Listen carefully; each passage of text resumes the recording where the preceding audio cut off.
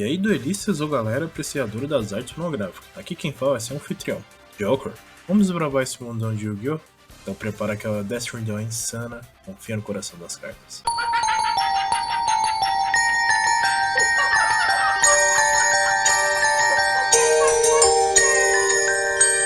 Fala, duelistas! No vídeo de hoje, vamos continuar nossa série, que fala dos episódios Furious e capítulos não utilizados.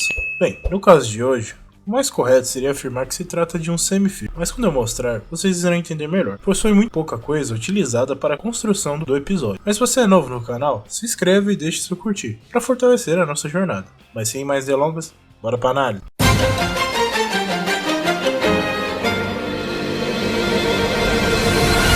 Começando pelo anime, episódio 11. A chegada dos famosos novos monstros de cápsula. O episódio se inicia com a turminha em torno de um grande embrulho, onde a Miho diz que acabou de receber um presente. Por desespero e ciúmes, Tristan diz absurdo, como se tratar de uma bomba ou coisa do tipo, e Joey já dá uma aloprada. Quando a Miho abre o embrulho, deixa todo mundo surpreso e confuso, mas Thea fala que se trata de uma caixa de gacha. Yugi complementa dizendo que se trata de Capsule Monsters, conhecidos também como Capumons. Vale recordar que eu citei eles no vídeo 3. Depois de assistir esse, dá uma conferida lá. Mas voltando, Yugi continua dizendo que é mais popular com as crianças do Fundamental e começa a detalhar o funcionamento do jogo, onde se passa em um campo e as peças teriam movimentos similares ao que ocorre no xadrez, vez quem destruir todos os monstros. Yugi se diz interessado nesse jogo, mas Joey diz que não tem sentido, já que a Miho não tem interesse por jogos, até que são interrompidos por ela, que começa a achar fascinante, já que dentro das cápsulas, ao invés de ter monstrinhos, havia algumas joias. Thea questiona quem foi a pessoa que fez isso, e a Miho responde que é um estudante da faculdade, e acabou de conhecer, Orashibi.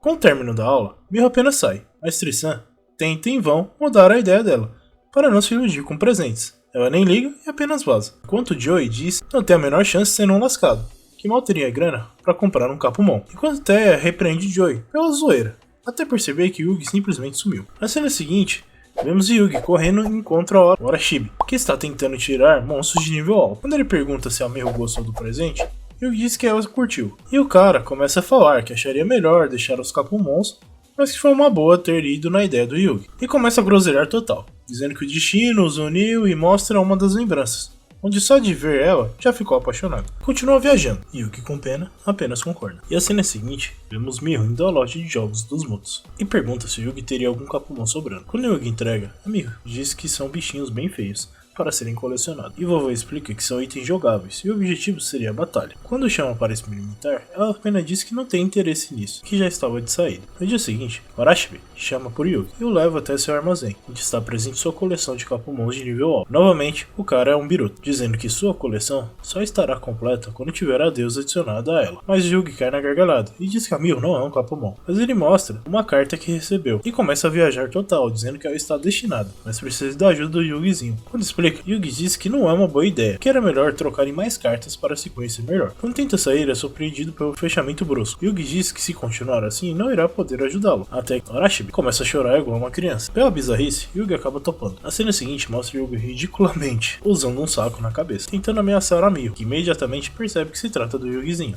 Não esperando muito, Orashibi vem correndo como se quisesse marcar um touchdown. Feito isso, Orashibi se apresenta formalmente. A Miho fica decepcionada com a aparência e a atitude. Orashibi começa então a investir com tudo e agarra pelo braço e começa a dizer groselha, até que a Miho começa a golpeá-lo com sua mochila. Quando enfim se solta, Orashibi começa a chorar, fechando assim esse momento vergonha alheia, com Yugizinho assistindo de camarote. A cena seguinte é a noite, onde Orashibi tenta culpar os outros do que a si mesmo, e pensa que talvez a interferência seja os amigos dela. No dia seguinte, na hora do almoço, o pessoal está reunido, e Joey cai na risada ao escutar a história inteira. Yugi se desculpa, mas a Miho diz que o cara não é mau, fazendo o gado do Tristan ficar pistola. Mas Thea diz que a culpa é da Miho, por alimentar falsas esperanças na carta. Mas a Miho diz que a intenção era de amizade. Enquanto isso, estão sendo observados. E óbvio, era o Orashibi, que batizou a bebida e entregou a Joey, Thea e Tristan. E obviamente, isso não levantou suspeita alguma.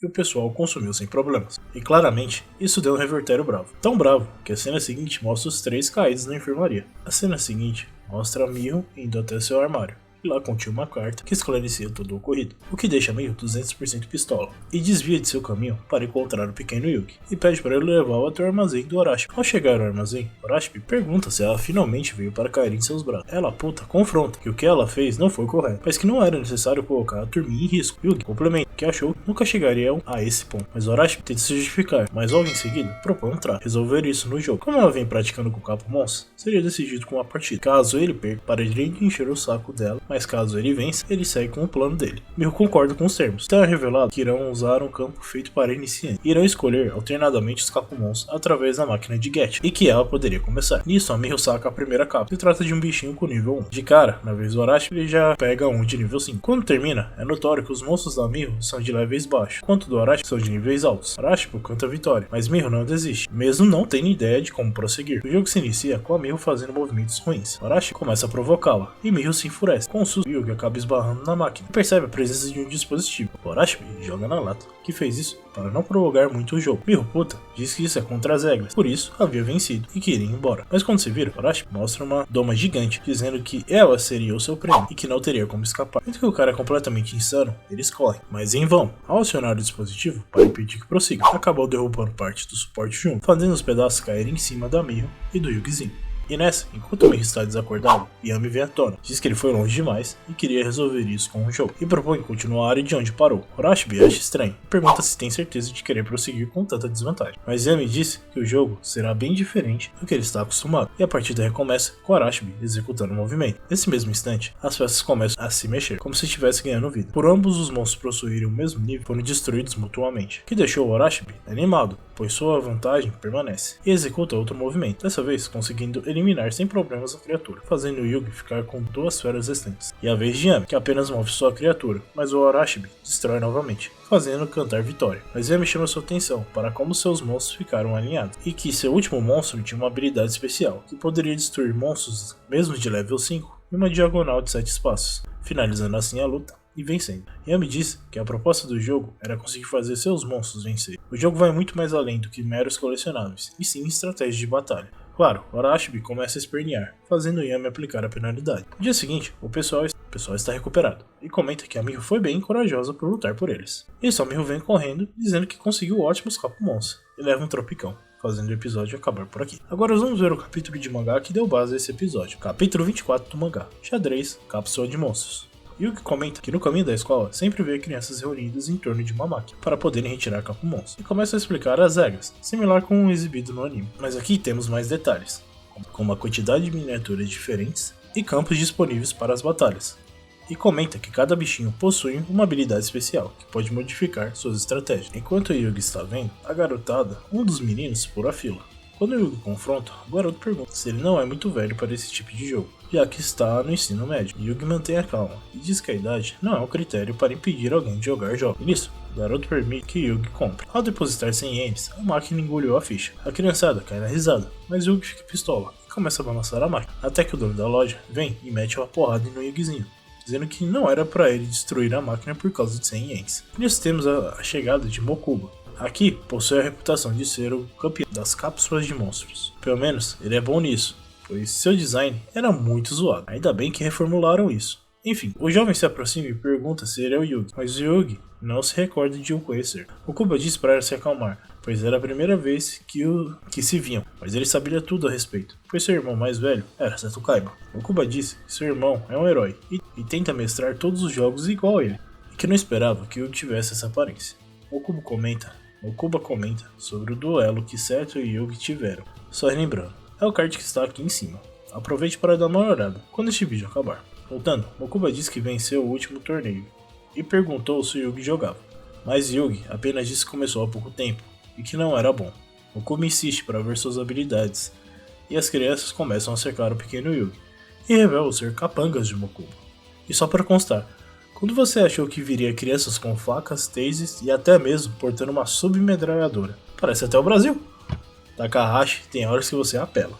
Mokuba fala para que veio. Mokuba fala pro velho dentadura que irão levar a máquina embora. E antes que o velho fale bosta, já taca um bolo de notas nos pés dele. Mokuba então leva o Yugi para um armazém e o desafia numa batalha de capa monstro. Yugi começa a amarelar e já toma um apavoro do projeto de Feben. Enquanto as vítimas da sociedade continuam ameaçando, um deles percebe a relíquia e vai na intenção de tomá-la. Mas nesse momento, Yami aparece e já lança um olhar de poucos amigos e ordena tirar suas mãos imundas. Os moleques se borram todos. E Mokuba diz que era esse cara que estava esperando, pois o irmão dele tinha falado a respeito dessa outra personalidade, que aparece para jogar de verdade. Mokuba escolhe um campo que mais tem facilidade de jogar. Yami fala que ele pode usar monstros de qualquer nível, mas Mokuba, para ficar mais justo, não trouxe sua coleção pessoal, pois iria ser muito apelativo, e queria tirar na sorte. Yugi tirou monstros de nível baixo, enquanto Mokuba, o oposto, e comenta que ter sorte é uma habilidade, mas em seus pensamentos revela que fraudou a máquina para alterar os resultados, e que até o velho Deitadura estava metido no esquema.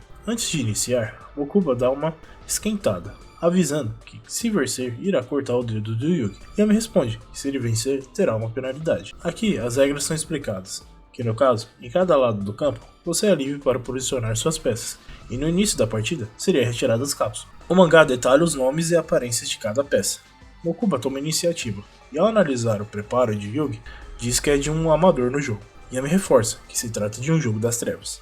Mokuba não entende o real motivo, e diz que irá enfrentá-lo com tudo. E a princípio, Yugi entrega sua peça facilmente, mas Yami se mantém frio e paciente, o que desperta a raiva de Mokuba.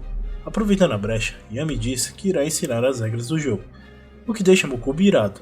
Então, ele aplica o segundo movimento. Como os monstros são de mesmo nível, a destruição é mútua. Mokuba avança e destrói mais um dos monstros. Yami reposiciona sua peça, e Mokuba facilmente derrota em seguida. Quando começa a cantar vitória, Yami começa a rir, e mostra que Mokuba caiu perfeitamente em sua armadilha. Yami fez com que Mokuba formasse uma diagonal com seus monstros.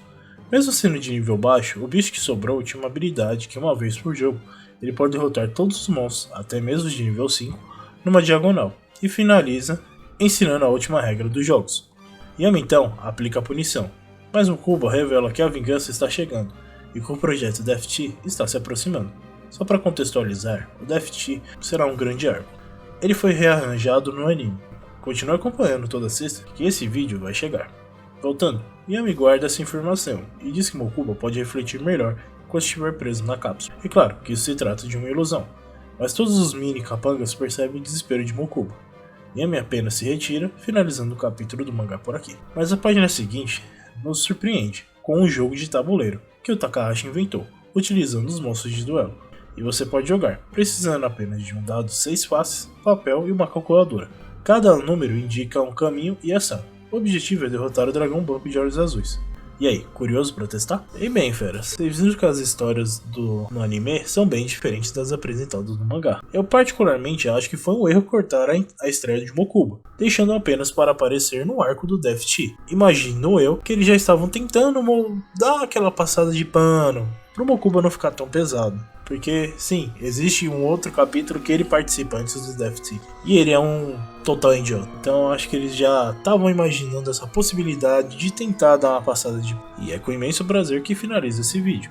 Em todo caso, gostaria de agradecer você, telespectador, que assistiu até aqui e viu essa análise. Críticas e sugestões sempre são bem-vindas. E espero ver você aqui contemplando o próximo trabalho. Se curtiu, deixe o seu joinha. Caso não, deixe o seu dislike. Mas não deixe de comentar para que possamos melhorar sempre. Até a próxima, duelistas!